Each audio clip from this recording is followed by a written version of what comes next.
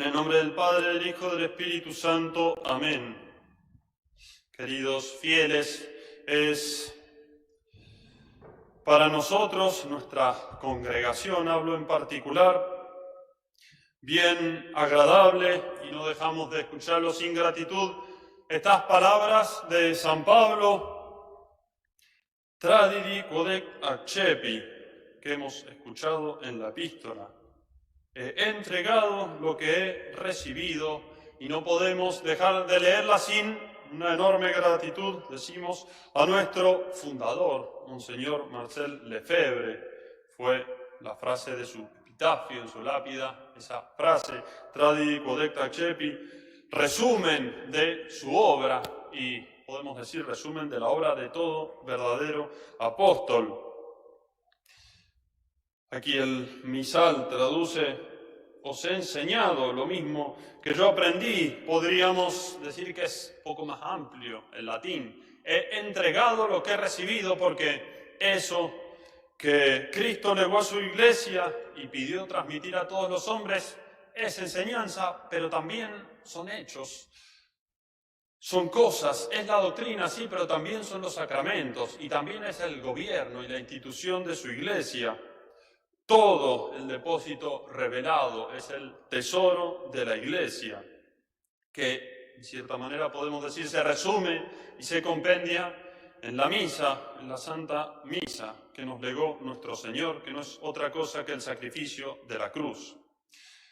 Porque para Monseñor transmitir la misa y las enseñanzas de la Iglesia fue todo la misma cosa.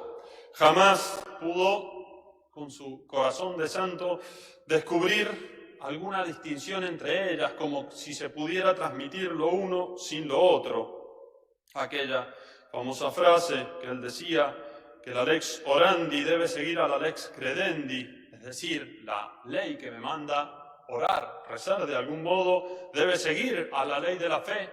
En él podemos decir que estaba hecha carne, que era una necesidad vital, le aparecía como algo evidente, no tanto a veces a nosotros. De modo que su oposición a las reformas del Concilio Vaticano II fueron como naturales en él, espontáneas, porque no vio la posibilidad de mantener su fe si aceptaba esas reformas. Podemos aplicarle unas palabras que se dijeron de San Pío X, es bien claro el parecido entre estos dos santos, no por nada llevamos como patrono el nombre de San Pío X. Podemos aplicarle, digo, estas palabras a Monseñor Lefebvre. Nada había más natural a sus ojos que lo sobrenatural. Creía como respiraba, porque de tal suerte Dios le era sensible. El mundo de la fe le era familiar y se movía en él con comodidad, mientras que el mundo, así solo, donde iba a vivir y actuar, debía permanecerle extraño, o al menos le parecía tal, porque la fealdad de sus pensamientos y de sus costumbres horribles le repugnaban.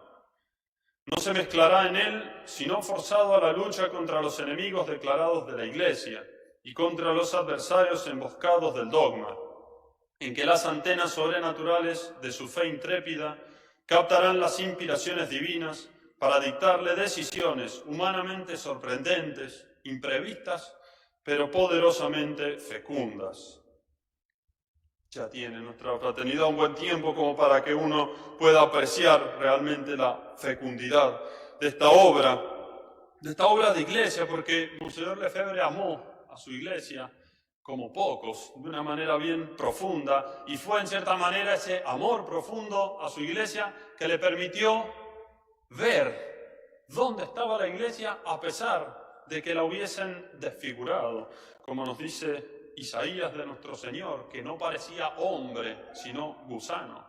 En su pasión, son las palabras de Isaías. Del mismo modo la iglesia tiene que sufrir esta pasión, y fue Monseñor el que pudo verla y pudo reconocer la divinidad a través de esas heridas, como otro San Juan permaneció al lado de la cruz, al lado de Nuestra Señora cuando todos la abandonaban. Cuando muchos ya hubieran desistido, a él le tocó comenzar esa obra por la providencia que lo empujó a ello, la obra de renovar el espíritu del sacerdocio para la salvación de las almas. Aquel sueño que tuvo un día en Dakar, pueden verlo en su vida, ese sueño que él tuvo de esa renovación del sacerdocio, siendo aún todavía obispo allá en Dakar, pudo verlo realizado, y él dijo verlo realizado en su pequeña fraternidad que nació en la iglesia y de la iglesia y para la iglesia, aunque tristemente se vio rápidamente enfrentada a las autoridades por haber querido mantener eso que recibió de la iglesia y que se le pidió transmitir. Porque solo eso intenta nuestra congregación, guardar el depósito revelado, la misa verdadera, los sacramentos de siempre, el espíritu sacerdotal, el espíritu religioso verdadero. Recordando también las palabras de San Pablo: custodiad el depósito, evitad las palabras profanas, las novedades y oposiciones que tienen el falso nombre de ciencia. Por seguirlas, algunos se han extraviado en la fe, nos recordaba el apóstol San Pablo. Pero es normal que en medio de ese desastre y ese desorden y esta pasión de la iglesia, pues hayan los fieles se hayan acercado a recibir eso que Monseñor se propuso transmitir, y es normal que vengan a pedir la buena doctrina, los sacramentos de siempre, la misa de siempre. ¿Y qué podíamos decirle? ¿Acaso teníamos que mandarlo de nuevo a sus parroquias, donde ya lamentablemente no se escucha la voz del pastor? Todo lo contrario, y lamentablemente tenemos ejemplos demasiado cercanos y seguidos sobre estas malas enseñanzas, esas malas doctrinas que se van esparciendo. ¿Qué íbamos a decirle a los fieles? No vayan y no escuchen a los pastores, vayan y comulguen, pero sin aceptar lo que les enseñan. No es la mejor actitud para comulgar. De hecho, la palabra comunión es la misma que comunicar, comulgar y comunicar. No puedo acercarme a recibir la comunión y mostrar frente a los demás que comulgo, es decir, comunico, acepto lo que está ahí, y en mi espíritu niego lo que estoy comulgando. No puedo poner por testigo al cuerpo de nuestro Señor de algo que es mentira en mi espíritu. La persona que se acerca en pecado mortal a comulgar, sí hay una indignidad porque su alma no está dispuesta respecto a nuestro Señor, pero también hay una mentira. Es el que indica a los demás que está en unión con ese cuerpo y es mentira, y su espíritu no está en unión. Podemos decir del mismo modo, no es exactamente lo mismo, pero tiene un mismo aspecto. No puedo acercarme a comulgar si no estoy de acuerdo con ese sacrificio. La comunión es participación y comunicación con el sacrificio que se ofrece. No basta con que la misa sea válida para poder acercarme a comulgar. Respecto a eso, hemos puesto ahí una hojita de fe que resume un poco todas estas ideas. No es la intención en este sermón extenderse sobre eso, sino hacerles notar y resaltar y volver a recordar con gratitud a nuestro querido fundador que nos pudo mantener en esta fe. En esta fe y mantenernos en esa decisión difícil, evidentemente, porque no es fácil verlo, que debemos continuar lo que hizo la Iglesia, que no hay muchas opciones, no hay opciones. Si el Concilio Vaticano II fuera bueno, fuera aceptable, incluso si se pudiese seguir, evidentemente que deberíamos seguirlo. No podríamos elegir nuestra opción propia, no es el espíritu cristiano. Si el Concilio Vaticano II fuera correcto, estaríamos equivocados, evidentemente. No podríamos estar haciendo lo que hacemos. Pero si ese concilio, como dijo Monseñor Lefebvre, y lo vamos a leer claramente, si ese concilio ha traído estos errores, estamos en una situación desastrosa y en una situación de crisis de la Iglesia. A veces se nos reprocha nuestros sacramentos como ilícitos, como si recibieran ilícitamente, pero siempre supimos que nos ampara esa ley de la Iglesia, la primera ley de la Iglesia, prima lex salus animarum, es la salvación de las almas. Sabemos que no es lo normal que la gente reciba los sacramentos fuera de sus parroquias, no, pero no estamos en una situación normal.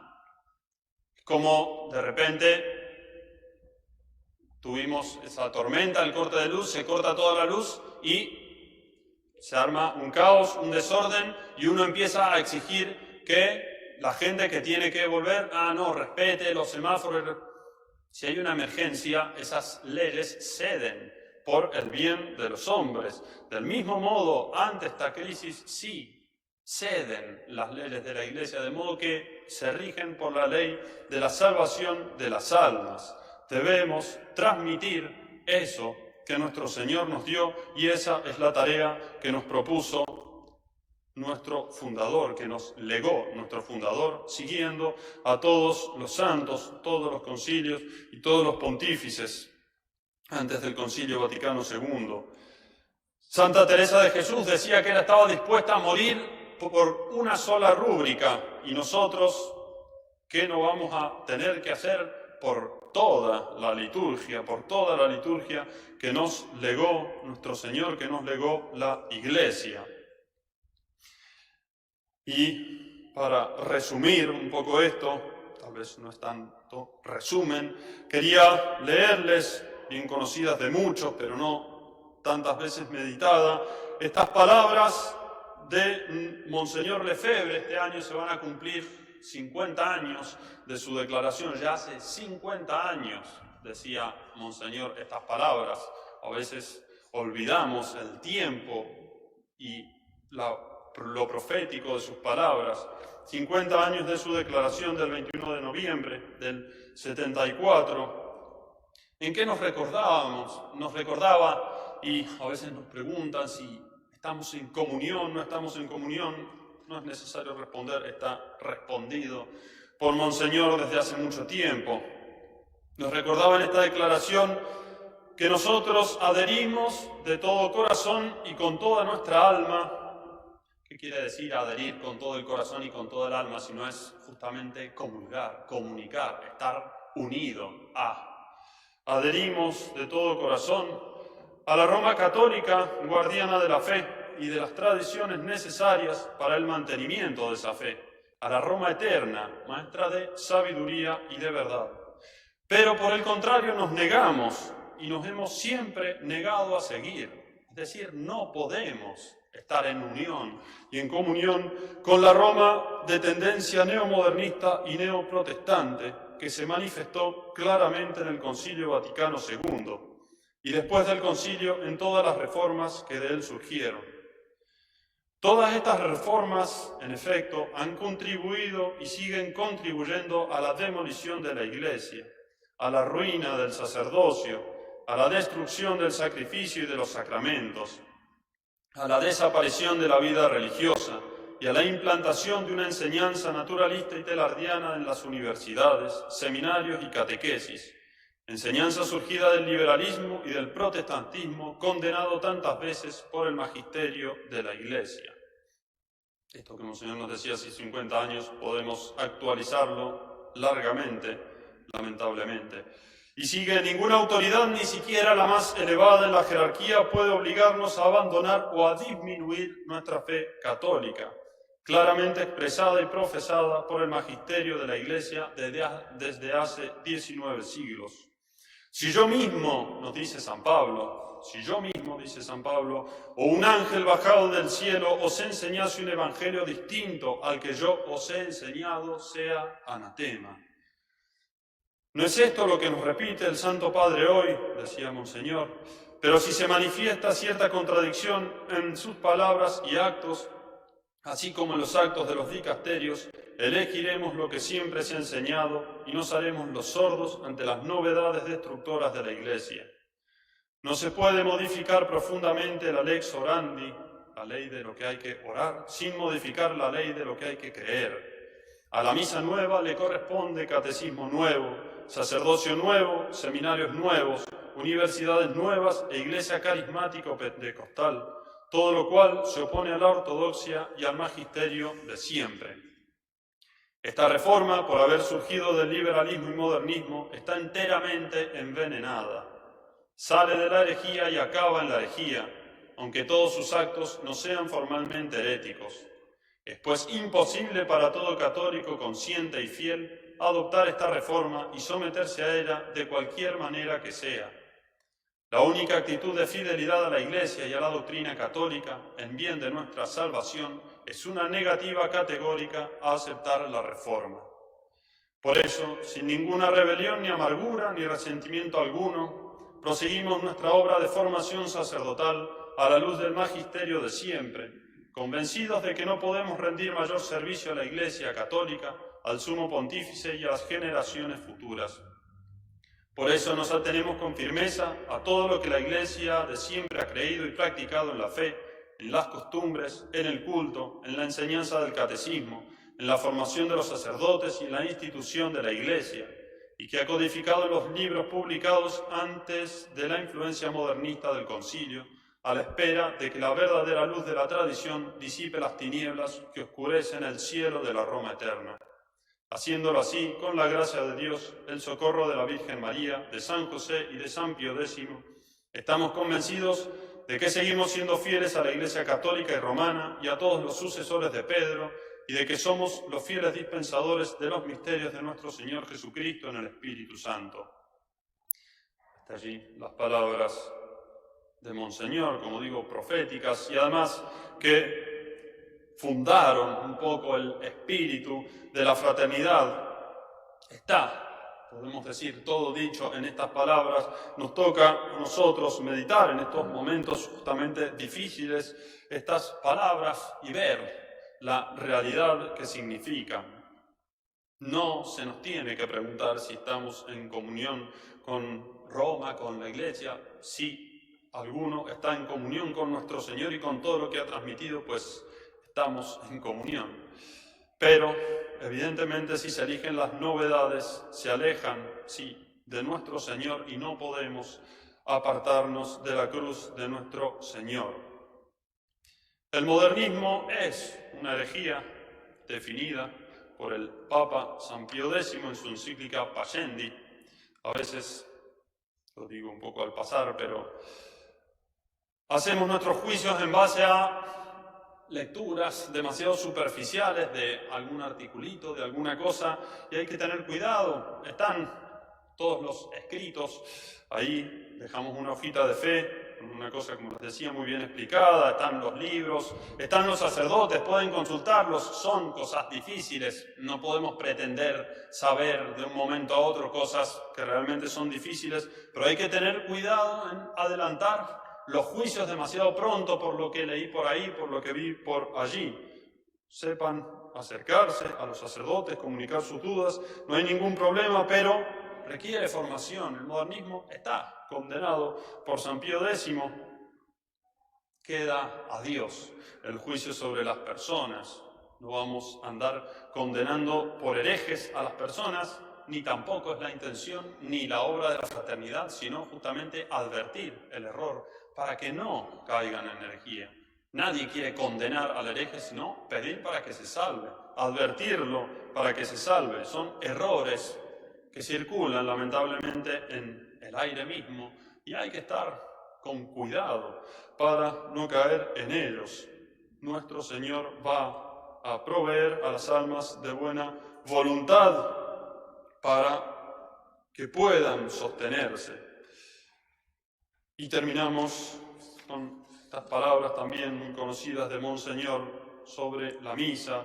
Por la gloria de la Santísima Trinidad, por el amor a nuestro Señor Jesucristo, por la devoción a la Santísima Virgen María, por el amor a la Iglesia, por el amor al Papa, por el amor a los obispos, a los sacerdotes, a todos los fieles, por la salvación del mundo, por la salvación de las almas, guardad el testamento de nuestro Señor Jesucristo, guardad el sacrificio de nuestro Señor Jesucristo, guardad la misa de siempre. Ave María Purísima. En nombre del Padre, del Hijo y del Espíritu Santo. Amén.